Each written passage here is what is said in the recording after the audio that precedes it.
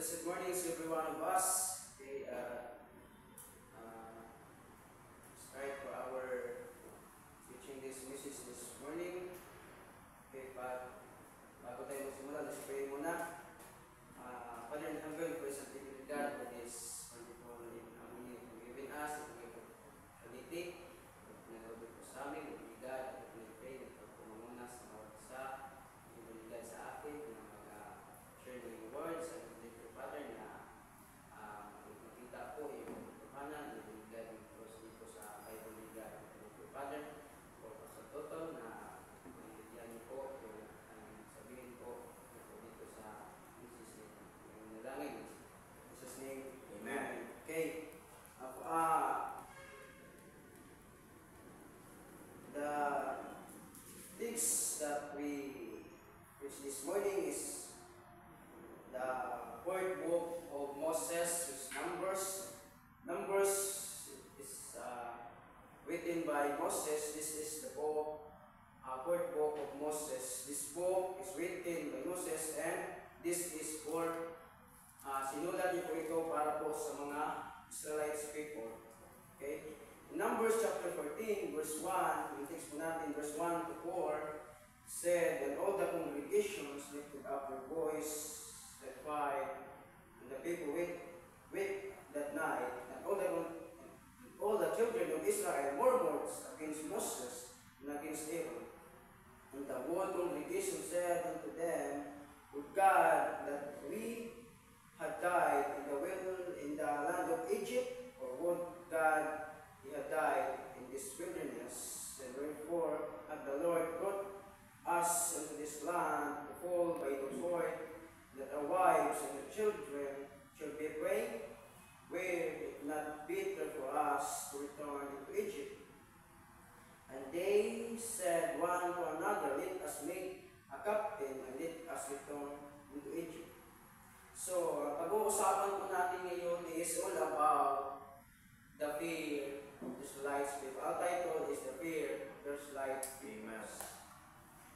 We can see here in the chapter 13, and we back in chapter 13, this is the time that Moses sending a spy into promised land.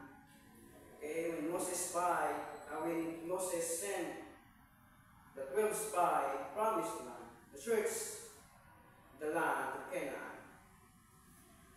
Okay, and this is the time that, when the time that 12 spy is pumunta na sila to search the land, because inutusan sila ni Moses na tingnan kung ano yung nandoon sa promised land at kung ano ang mga bagay o mga tao na nanirahan doon.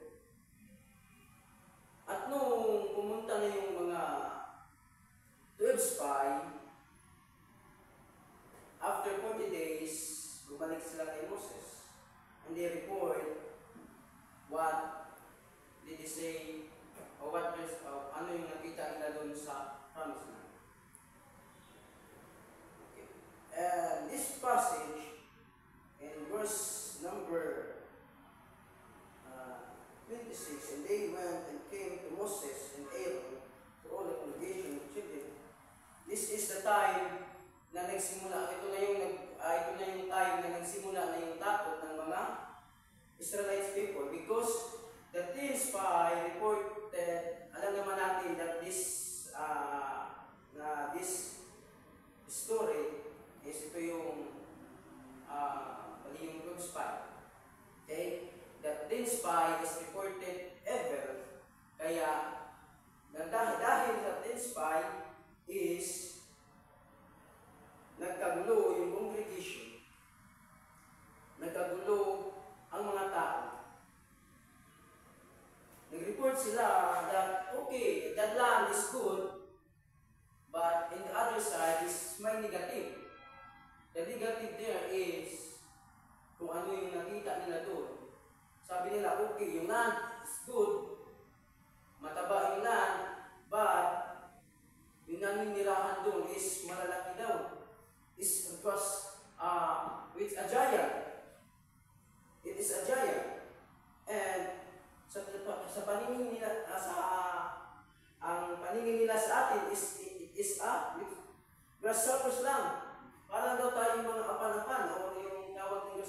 Tagalog yun, grasshoppers in their sight.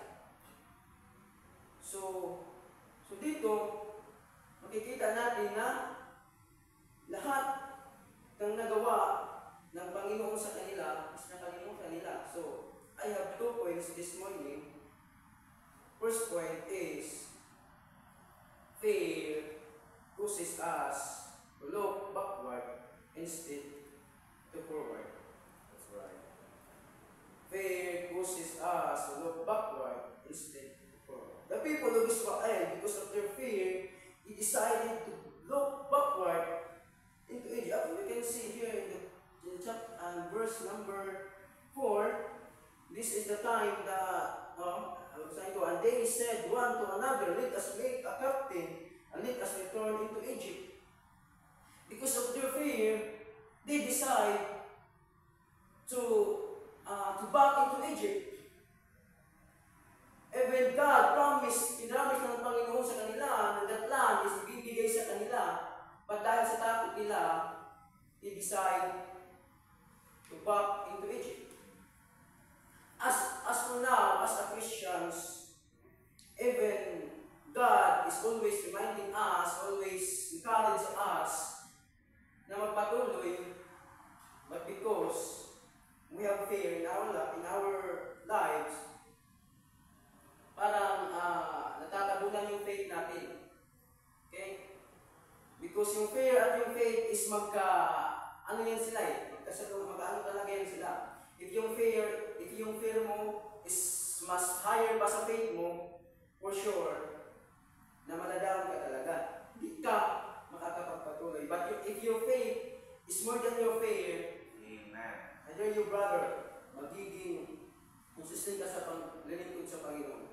At we can see, in Matthew chapter 14, verse 26, this is the time that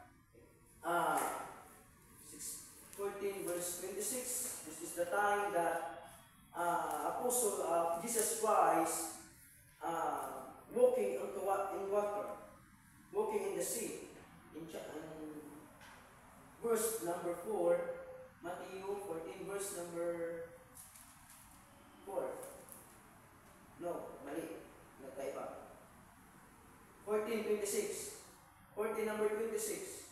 He said, and when the disciples saw him walking on the sea, they were troubled, saying, it is a spirit, and they cried out of fear. But straightway Jesus spake unto them, saying, be of good cheer, it is I, be not afraid. And Peter answered him and said, Lord, if it be thou, bid me come unto thee, and in the water. And he said, come. And Peter was come down out of ship, and he walked on the water, go to Jesus. This is the time that Peter walked. Ito yung pinakaunang tao na naglakad sa tubig, si Peter. But because of the wave, boisterous wave, lumaki na yung wave, malakas na yung hangin, yung nagsimula na natakot si Apostle Peter. Kaya this starting off, lumubog si Apostle water sa tubig. And what Jesus Christ said unto them, O thou, a little faith, wherefore didst thou doubt? So because of fear of Apostle Peter, he going to sink. Nalunod siya dito. And as sa atin, mga Christians, even, like I said kanina, na kahit ilang beses na tayo in-encourage ng Panginoon, bumabalik pa rin tayo kung saan tayo nanggaling, o yung takot ba, dahil sa takot natin, kanya-kanyang takot. But I hope and I pray that that fear is ma-overcome natin yun. Okay? That's our first point. And second point, madali lang po tayo, but second point, fear causes us of hindrance of blessings. Yes, sir, that's right. It's hindrance of blessings. Why? Fear verse number 22, in chapter 14, verse number 22 to 24, it said, because all those men which have seen my glory and my miracles which I did in Egypt, in the wilderness, and have tempted me now this 10 times, and have not hearkened to my voice, surely they shall not see the land which I swear unto their fathers, neither shall any of them that provoke me see it. But my servant Caleb, because he had the Spirit with him, and had followed me fully him, will I bring into the land and to win, and his seed shall possess it. Okay? Why fear causes hindrance of blessings? And we can see here that ito nga, that because of their fear, hindi sila nakapasok sa promised land, and that is the hindrance of blessings. Even that yung land na yun is binigay ng Panginoon sa kanila dahil natakot sila na puntahan yun, at dahil sa takot nila, hindi sila nakapunta doon. Even Moses, hindi nakapasok sa promised land. Because instead na silang lahat sana makakapasok sa promised land, but because of their disobedience and stubbornness, only Joshua and Caleb lang ang nakapasok sa promised land. No? Even Moses, hindi siya nakapasok sa promised land. Why?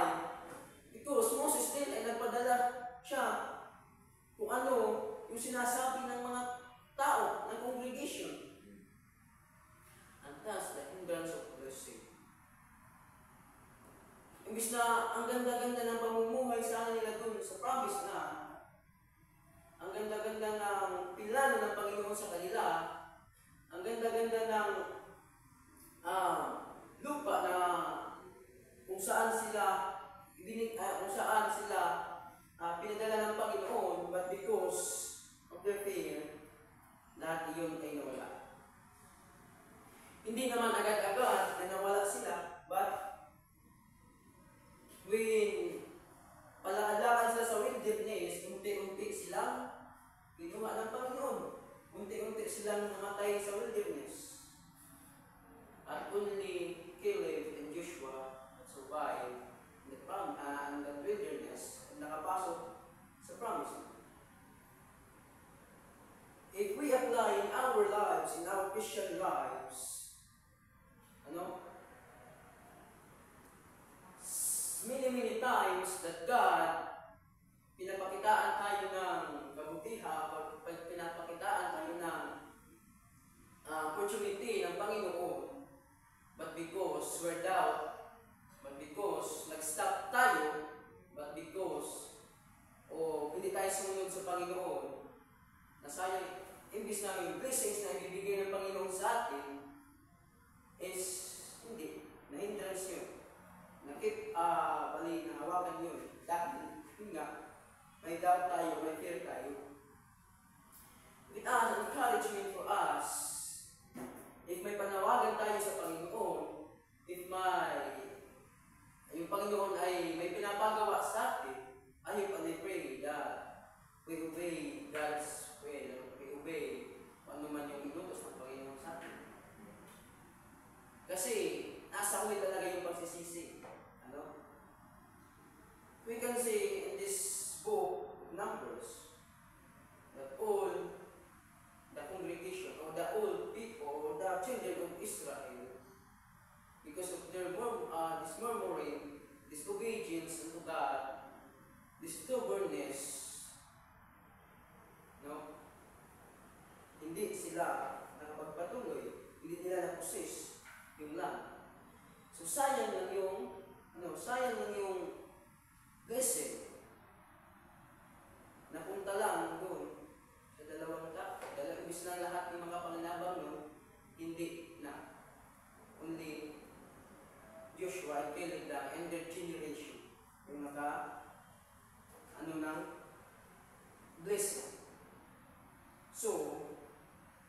nga, if we obey God, God is able to give what ano man yung hinihingi natin sa Panginoon. God is magsusustain siya kahit alam na ng Panginoon kung ano yung pangangailangan natin. Alam na ng Panginoon kung may kailangan tayo. So, the things lang is obey. Obedience is the way to please God. At we conclude in this message, our conclusion still is we must obey God at all times and all the times. Para yung blessings is continue. Para yung blessings is hindi maho. Yun nga, yung sabi ng Biblia, obey, if you want blessing, obey. If you want course, disobey. It's simply lang. Napakasimple na reminder for us. No? To end this with this